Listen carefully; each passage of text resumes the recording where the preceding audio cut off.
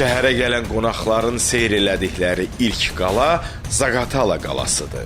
Vaxtilə burada toplarla təhkiz edilmiş qarnizon, qərargah və xəzinə saxlanılıb.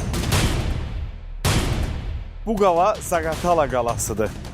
Ərazisinə görə ən böyük qala hesab olunur Zaqatalada. 1830-cu ildə inşa edilib.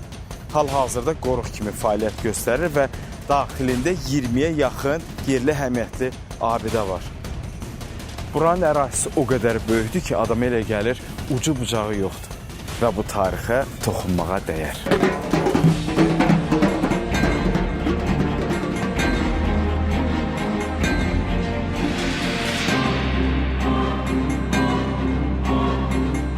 Artıq 1830-cu ildə Zaqatala qalasının divarları hazır idi. Üçbucaq şəkildə olan qalanın iki tərəfi şərq və qərbdən sıldırımdır. Şimal tərəfdən isə yer səviyyəsindədir. Divarların uzunluğu 3000 metr, hündürlüyü 3, bəzi yerlərdə isə 5 metrdir. Qalanın 3 böyük qapısı var. Qalanın ərazisində vaxtilə filmlər də çəkilib.